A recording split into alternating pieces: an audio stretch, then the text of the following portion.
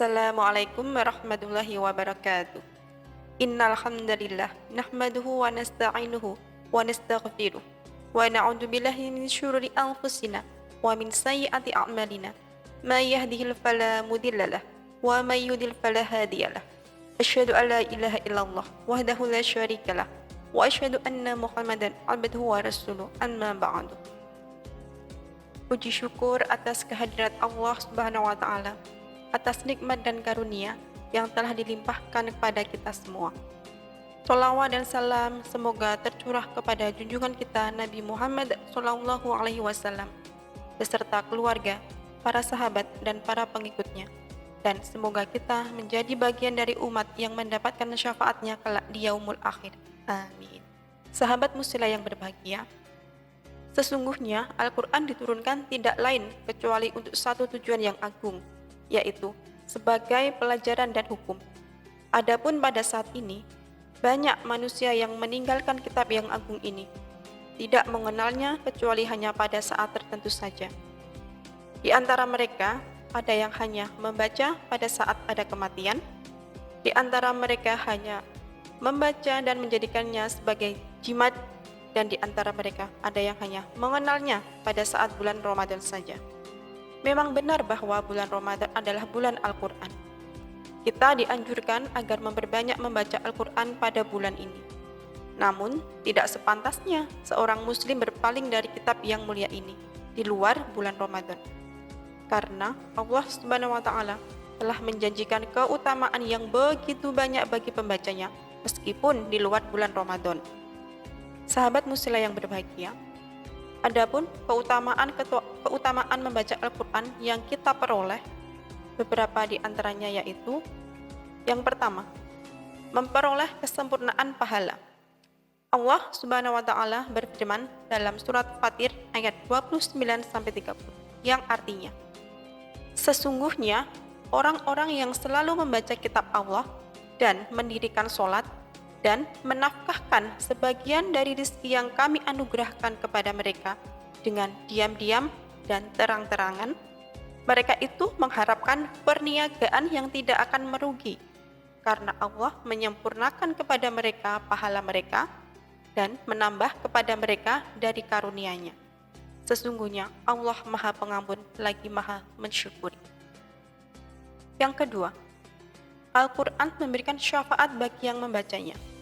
Rasulullah SAW bersabda, bacalah Al-Quran karena sesungguhnya Al-Quran itu akan datang di hari kiamat untuk memberi syafaat bagi yang membacanya. Oleh karena itu, dianjurkan untuk memperbanyak membaca Al-Quran, terutama di bulan Ramadan, karena bulan ini merupakan bulan Al-Quran.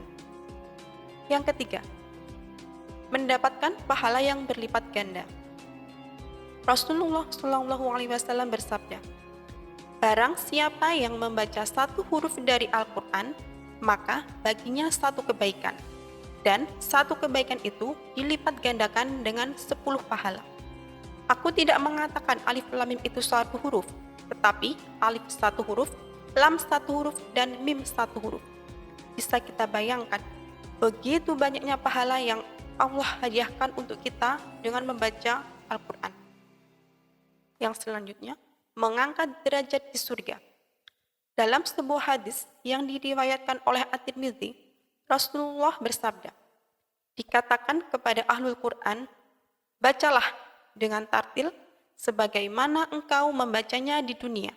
Sesungguhnya kedudukanmu adalah pada akhir ayat yang kau baca. Yang kelima, Al-Quran sebagai obat penyakit hati dan fisik.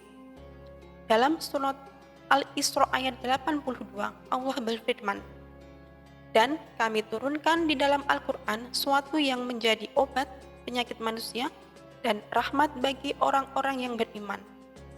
Dengan membaca Al-Quran, maka hati akan menjadi tenang, pikiran yang positif, sehingga menjauhkan dari penyakit hati dan lain-lainnya.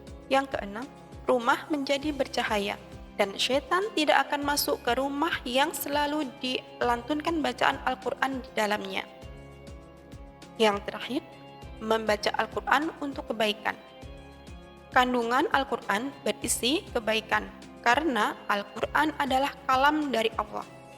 Bagi seluruh umat manusia yang belajar dan membaca Al-Quran dengan lancar maupun terbata-bata, namun masih berusaha dalam melanjutkan bacaannya, walaupun dengan keterbatasannya.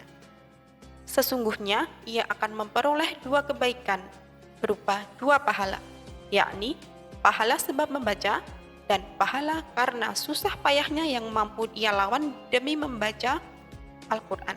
Sahabat musilah yang berbahagia, demikian beberapa fadilah membaca Al-Quran yang tentunya masih banyak lagi keutamaan-keutamaan yang lainnya. Dan semoga ada ilmu yang bermanfaat yang bisa kita dapat pada kesempatan kali ini.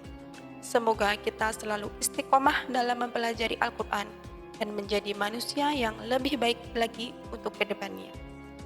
Banyak salah dari kami mohon maaf. Nasrun minallahi wa fatun qarib wa basyiril mu'minin. Wassalamualaikum warahmatullahi wabarakatuh. Selamat berbuka puasa bagi yang menjalankan ibadah puasa.